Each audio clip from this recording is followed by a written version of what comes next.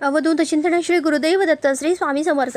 आता आहे ना, सध्या आषाढ महिना चालू आहे. आषाढ महिना जो आहे तो 12 ऑगस्टला संपणार आहे.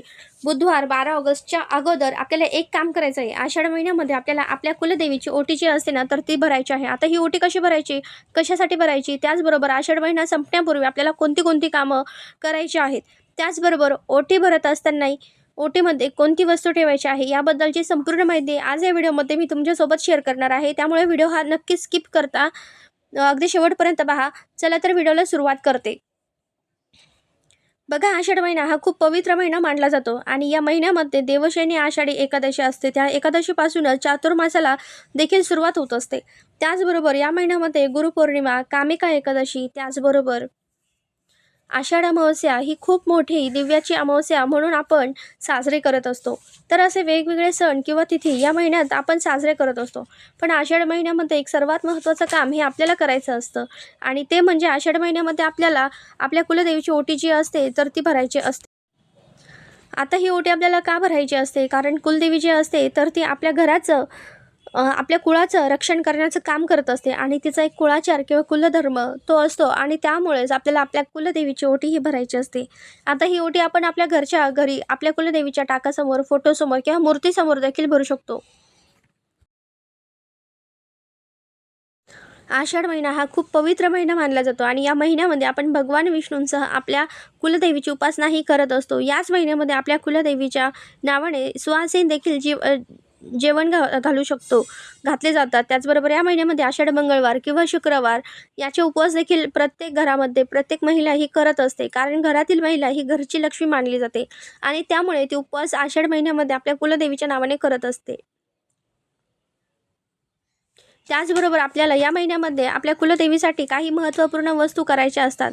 त्यामध्ये आपल्याला तिच्या कुळाचार किंवा कुळधर्म आपल्याला करायचा असतो. म्हणजे काय, तर आपल्याला तिची ओटी आणि भरायची असते. आता ही ओटी कशाची भरायची असते, तर आपल्याला घरावरती कधीही कोणत्याही प्रकारचं संकट आपल्या कुलदेवी येऊ देत नाही आणि आपल्या ज्या काही पिढ्या आहेत तर त्या पिढ्या सुखी समाधानाने राहाव्यात, तसेच घरात धनधान्य आरोग्य राहावे. त्याचबरोबर या कुलदेवीने आपल्या घराचे रक्षण करावं, यासाठी आपल्याला कुलदेवीचा कुळाचार करणे किंवा कुळधर्म करणे हे खूप महत्त्वाचं मानलं जातं.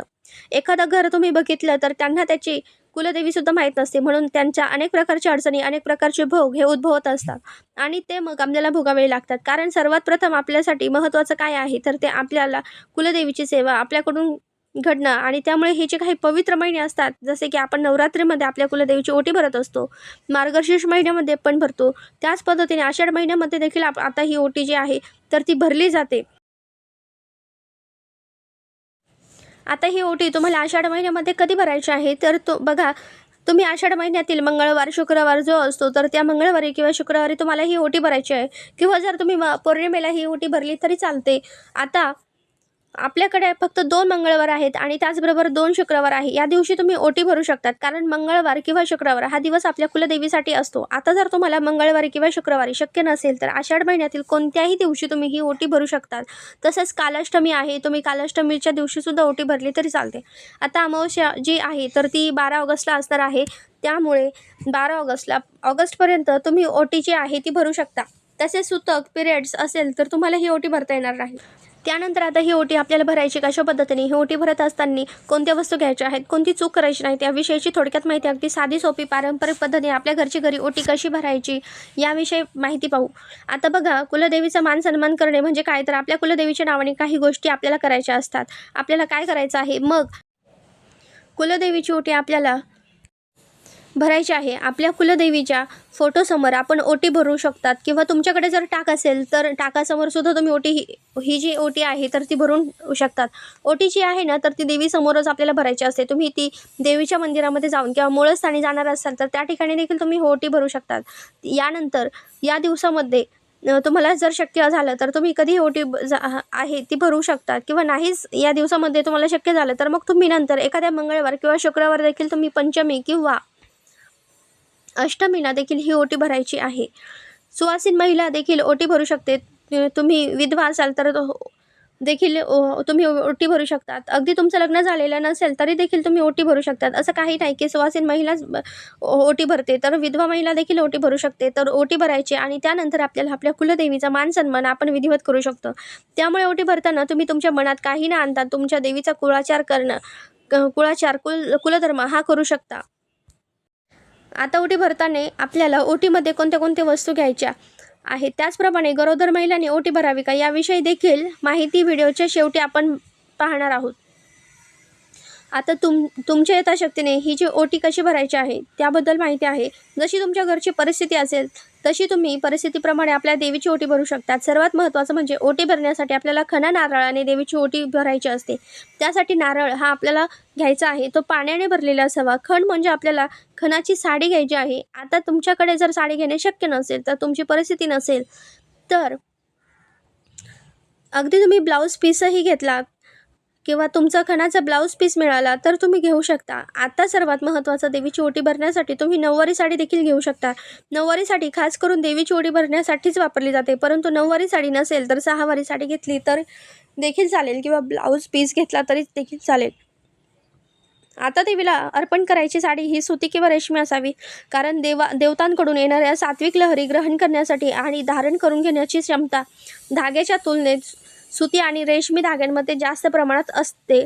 ओटी भरताना तुम्ही जी साडी घेणार आहात ती साडी रेशमी असावी किंवा ती सुती असेल तरीही तुम्ही ती साडी घेतली तरी चालेल. पण तुम्हाला साडी घेणे जर शक्य नसेल तर तुम्ही ब्लाऊज पीस घेतला तरी देखील चालेल, खणाची साडी घेतली तर चालेल. आता त्याचबरोबर साडी स्वखर्चाने तुम्ही घ्यायची आहे.